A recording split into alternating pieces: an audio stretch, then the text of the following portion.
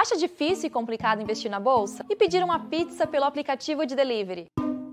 Bom, para facilitar a sua vida, chegou o Bolsa Fácil, a nova ferramenta disponível dentro do aplicativo da Genial, que descomplica a compra e venda de ações. Com o Bolsa Fácil, basta escolher o ativo que deseja comprar ou vender, selecionar o preço e a quantidade e enviar a sua ordem, tudo com apenas um toque na tela.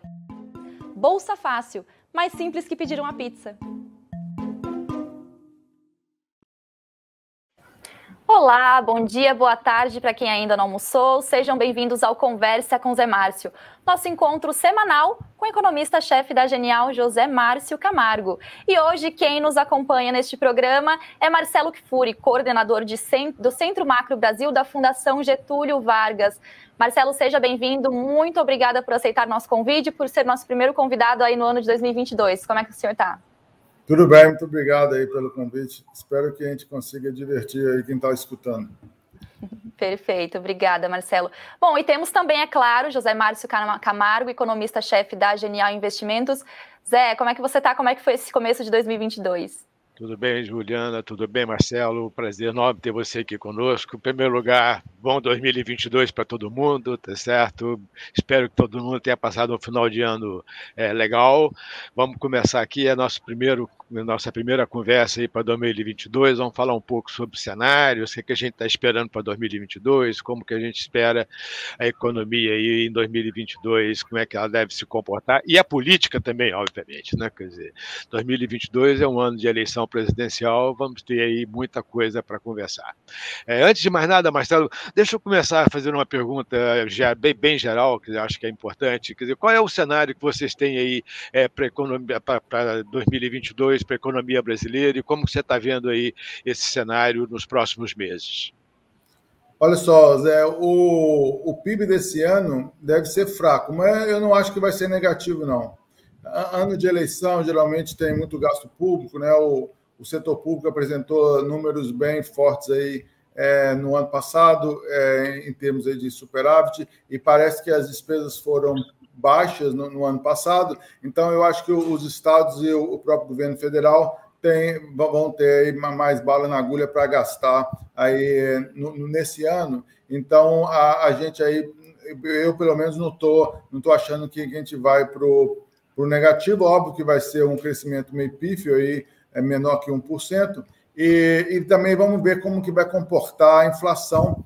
Eu acho que já passamos o pior da inflação e talvez no segundo semestre a gente já veja aí o Banco Central já não mais subindo os juros, ou pode até caindo um pouquinho, né? Então, mas ainda é um pouco prematuro ver o que vai acontecer com a política monetária, mas uma sensação que eu tenho é que o pior da inflação já ficou para trás. Óbvio que vai depender muito aí da questão aí, como vai se equacionar os preços da energia elétrica, né? Porque você tem que fazer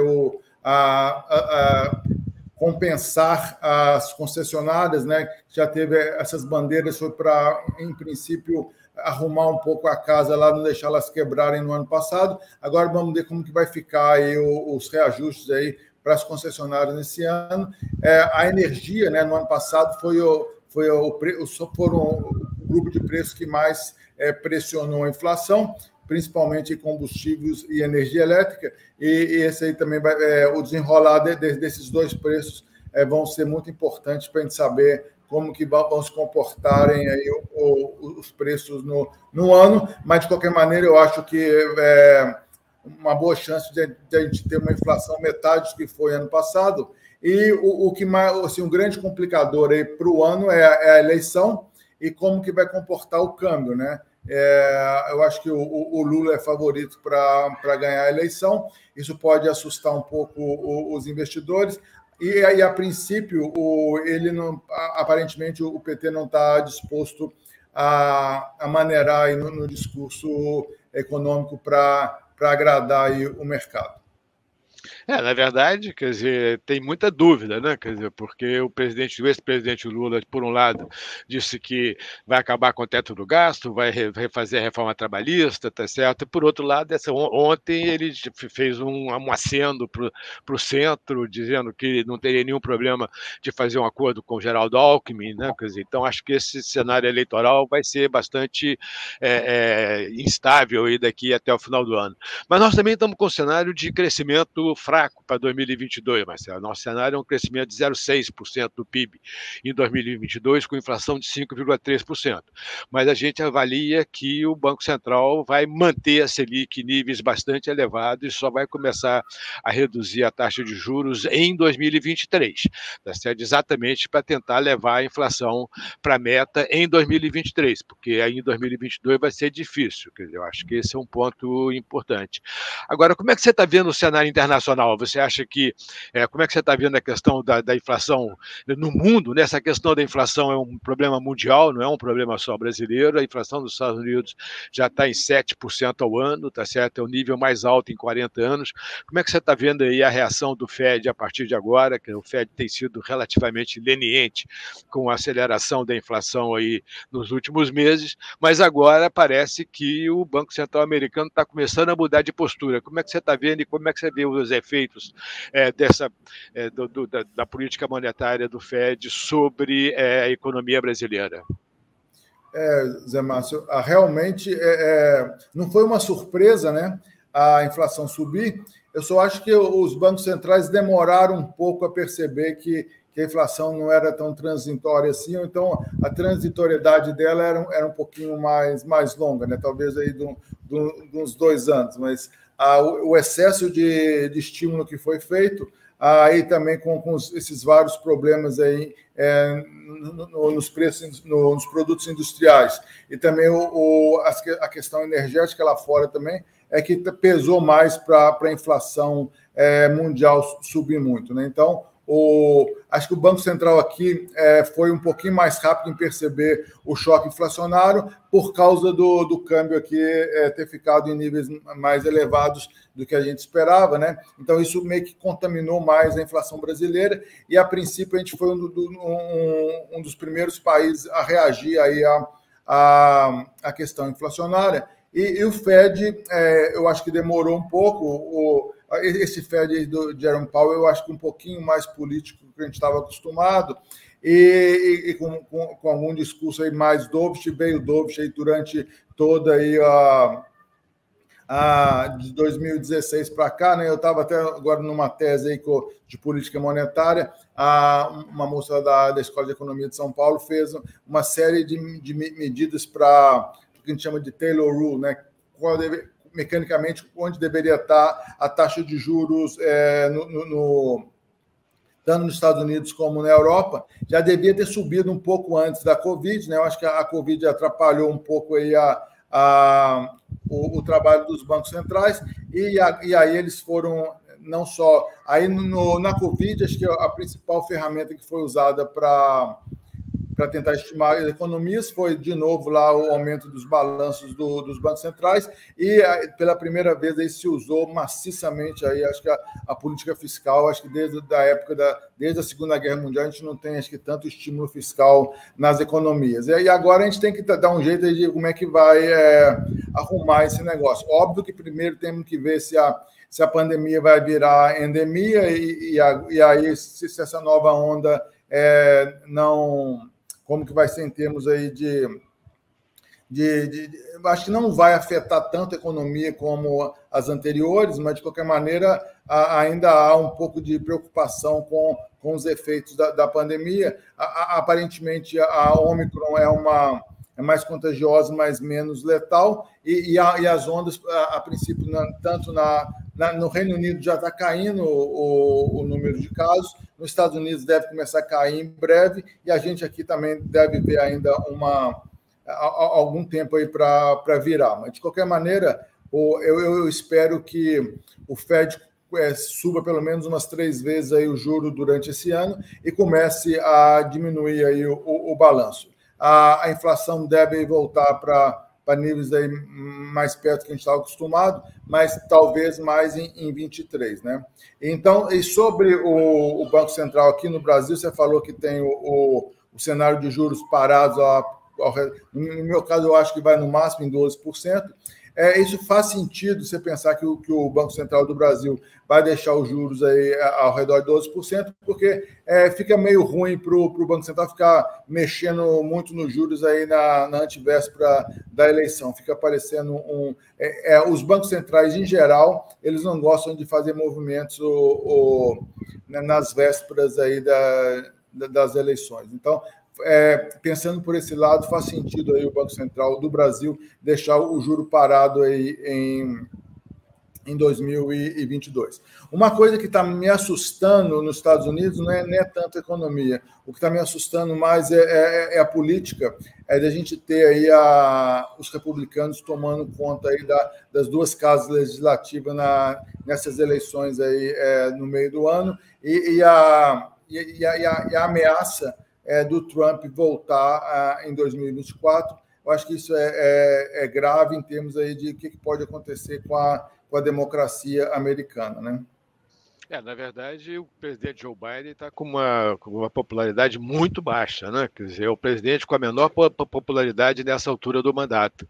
E, quer dizer, como aconteceu lá com o presidente Obama teve que governar praticamente uma grande parte do seu mandato com o Partido Republicano com maioria tanto na Câmara quanto no Senado. Eu acho que isso é uma probabilidade grande de acontecer novamente esse ano, né? Quer dizer, e isso realmente pode mudar bastante aí a política americana. Eu acho que esse é um ponto que realmente demanda preocupação. Agora, nós estamos um pouco mais pessimistas em relação à inflação americana, Marcelo. A gente acha que muito provavelmente o Fed vai ter que aumentar as taxas de juros só 5, 6 vezes ao longo de 2023 para começar a segurar a taxa de inflação. O mercado de trabalho nos Estados Unidos está muito apertado, todos os indicadores estão mostrando um mercado de trabalho extremamente apertado, tá certo? E isso faz com que se possa gerar uma espiral aí preços-salários que é difícil de reverter. Então a gente está pouquinho mais preocupados com a questão inflacionária nos Estados Unidos, e você tem razão, que a questão política, né, nos Estados Unidos certamente vai gerar instabilidade no futuro. Como é que você está vendo a evolução das eleições no Brasil? Como é que vocês estão vendo esse processo? Quer dizer, o ex-presidente Lula é favorito, mas até que ponto você acha que tem aí fatores que podem ainda afetar esse processo ao longo dos próximos meses? Afinal de contas, ainda faltam, 9 meses para as eleições, é muito tempo, tem muita coisa que pode acontecer, tá certo? O presidente Bolsonaro tem muitos instrumentos, aliás, outros candidatos têm muitos instrumentos. Como é que você está vendo essa probabilidade de terceira via e quem que você acha que poderia se despontar aí ao longo dos próximos meses?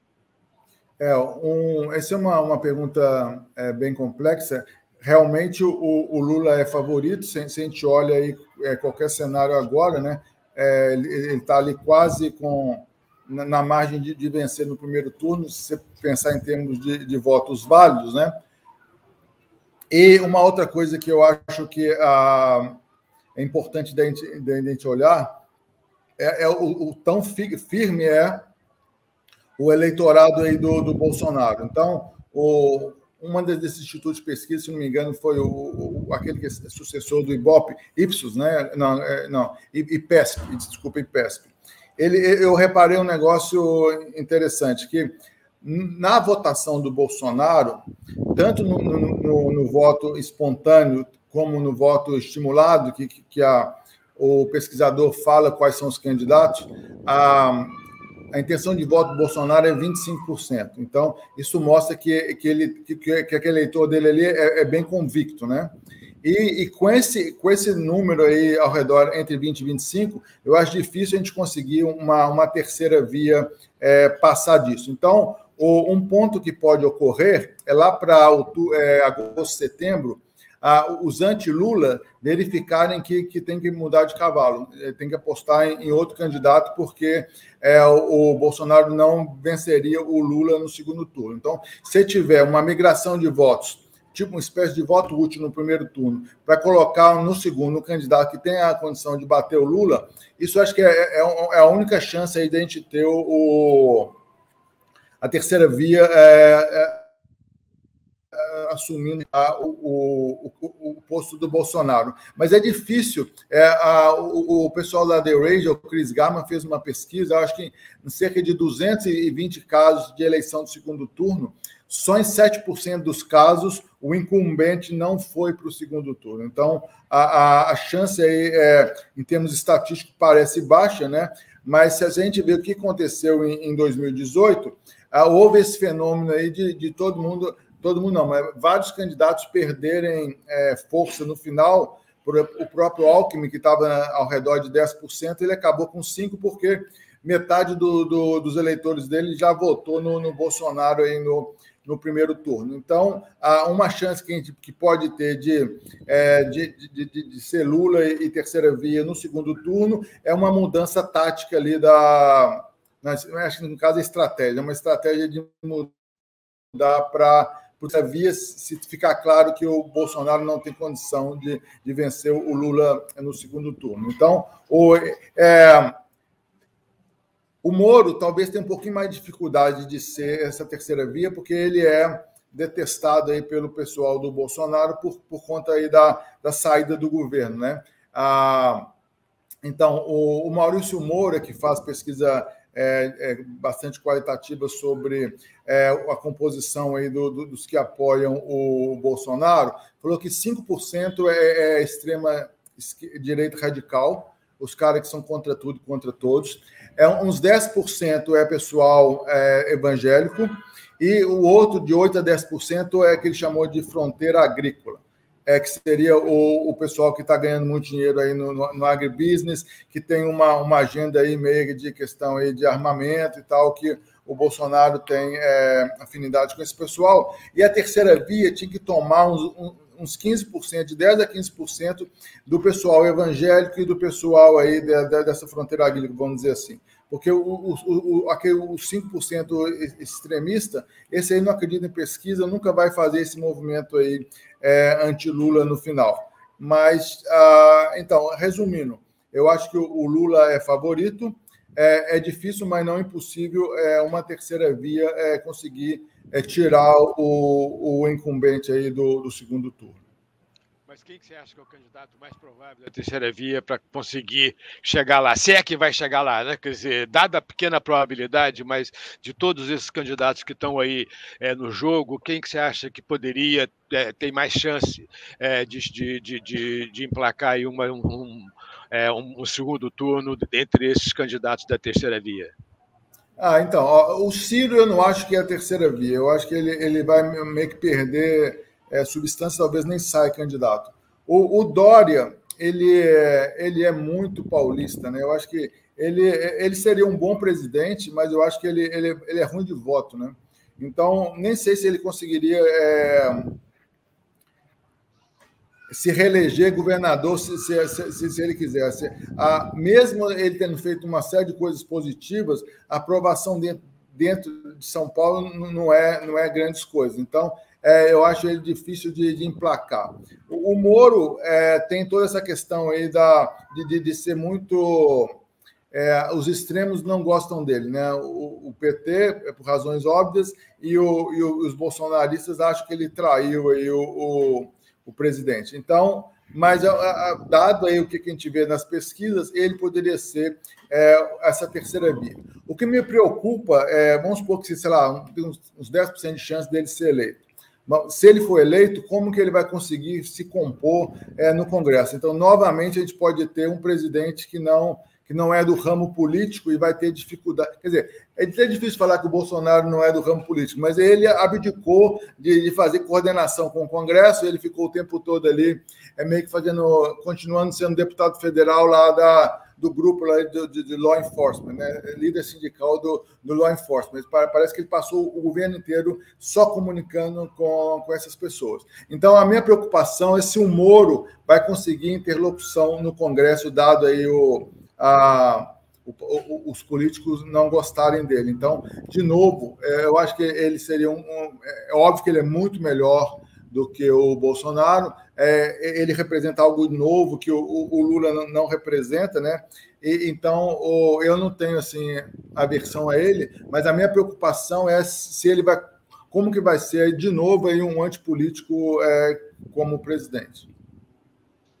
Quer dizer, eu concordo com você. Eu acho difícil o Moro conseguir emplacar essa vaga aí no segundo turno, né? Quer dizer, ele tem muita resistência à esquerda e à direita, vai ser difícil romper essa resistência. Na verdade, eu tenho dito que, na minha avaliação, o único candidato que tem alguma chance de emplacar um segundo turno com probabilidade muito baixa é o governador João Dória, né? Quer dizer, o governador João Dória ele tem muitos recursos, ele é governador do maior estado do país, tá certo?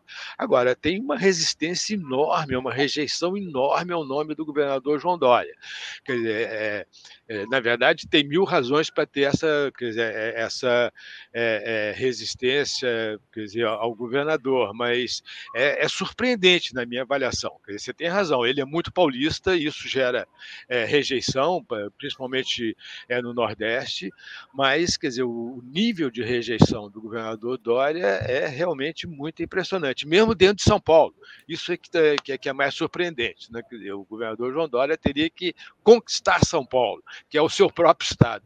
Isso é muito curioso, né? Quer dizer, eu acho que talvez seja a primeira vez numa eleição presidencial que o governador tem que conquistar o seu próprio estado, quer dizer, e a rejeição seja tão grande, né? Quer dizer, agora, eu acho que, quer dizer, o mais provável realmente é a gente ter um segundo turno entre o presidente Bolsonaro e o presidente Lula. Apesar do presidente Lula ser favorito nesse momento, você acha que durante a campanha, com a discussão sobre os problemas de corrupção que apareceram ao longo dos governos do PT, você acha que isso pode afetar o favoritismo do ex-presidente Lula? Além disso, tem o fato de que o presidente Bolsonaro está criando aí um programa de transferência de renda, mais do que dobrando o valor dos benefícios da transferência, tá certo? Isso vai afetar muito os grupos de renda mais baixos, que são os grandes eleitores do presidente Lula. Como é que você acha que vai ser a evolução dessa campanha ao longo dos próximos meses?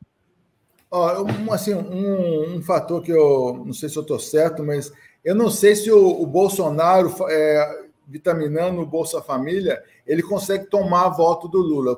O cara lá que recebe o Bolsa Família fala, se esse Bolsonaro está me dando isso, eu acho que o Lula ainda vai me dar mais do que isso. Então, eu não sei a capacidade de transferência de voto o Bolsa Família é capaz de fazer nas classes que a recebem. Tá? E um ponto que alguém me falou que eu acho interessante, isso é muito mais uma agenda dos deputados que apoiam o Bolsonaro, que querem falar que foram eles que aprovaram o Bolsa Família e tal, para não ficarem mal lá na eleição proporcional.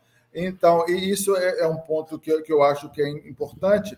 E outra questão, não sei se a corrupção vai ser um fator que vai tirar voto do Lula. Talvez o que tire mais voto do Lula pode ser o péssimo governo que a Dilma Rousseff fez, né, em termos econômicos, a crise de 15 e 16, que acho que não vai...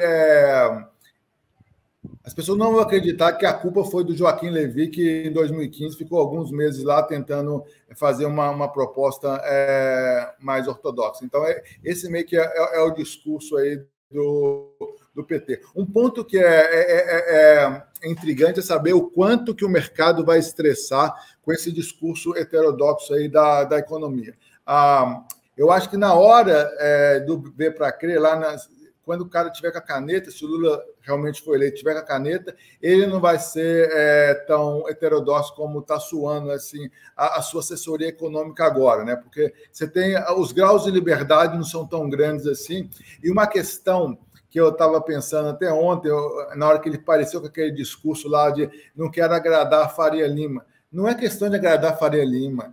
Você tem que manter os poupadores financiando o Tesouro, porque toda a poupança brasileira é baseada, em última instância, em títulos públicos. Se esses caras ficarem com medo do governo e quererem tirar todo o dinheiro de título público, ou até tirar o dinheiro do país, não, a porta é muito estreita, vai gerar uma confusão completa. Então, não é questão de agradar a Faria Lima, é questão de não ter movimentos exorbitantes de capitais que fazem com que haja uma volatilidade muito grande dos preços dos ativos e até problemas aí de estabilidade bancária. Então, eu acho que tem que ser importante a gente enfatizar que não é, o mercado não é um ser em si, ele é um intermediário entre poupadores e devedores, né? Então, entre credores e devedores. Então, o problema é se todo mundo quiser tirar o dinheiro rapidamente do país, no momento que a conversibilidade de moeda é muito maior que já foi no passado, né? Então, eu acho muito importante a gente enfatizar isso. Na verdade, Marcelo, a pergunta que eu acho que a gente tem que responder e que vai ser o ponto fundamental ao longo do ano é qual é a taxa de juros que os investidores vão demandar para financiar a dívida pública brasileira. Esse é o grande ponto. O Brasil tem uma dívida muito grande, tá certo? E o ponto é exatamente esse. Qual é a taxa de juros que os investidores vão demandar para financiar a dívida pública brasileira? Caso contrário, o governo não vai conseguir pagar a dívida. Esse é o ponto fundamental. Então, e o investidor é todo mundo que tem poupança, né? Então, isso também claro, tem que ser.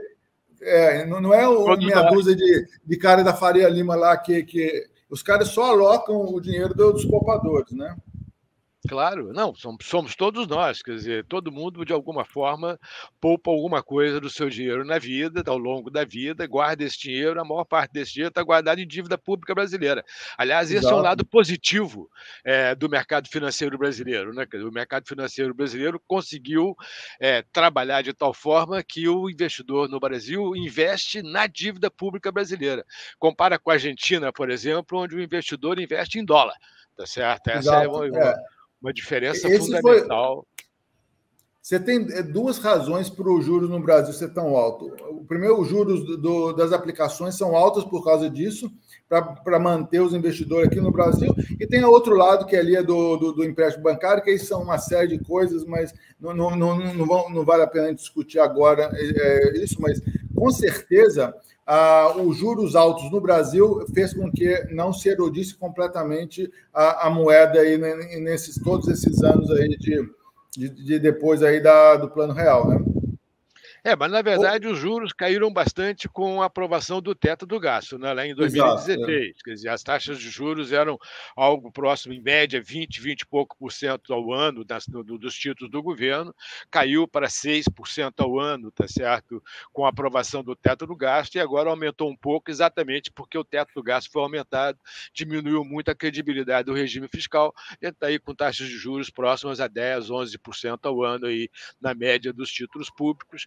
É alta, para os padrões internacionais, mas ainda é muito mais baixo do que a gente tinha lá antes da aprovação do teto do gasto, né? Quer dizer, então, acho que esse é um ponto importante. Uma discussão, Marcelo, que tenha começado a aparecer aí, quer dizer, algumas pessoas estão começando a falar, é essa questão da dominância fiscal. A minha avaliação é que a gente está longe desse processo, mas o que você acha? Você acha que tem alguma chance do Brasil entrar num esquema de dominância fiscal no curto prazo?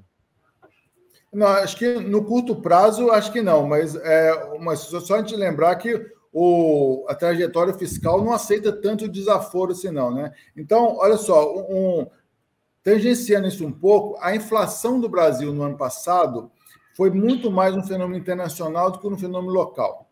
A única parte que a gente pode falar que é culpa do governo a inflação ter sido tão alta é que, dado o aumento que foi de preço de commodities, o real era para ter apreciado muito mais. Então, eu fiz uma conta de padeiro outro dia. Se o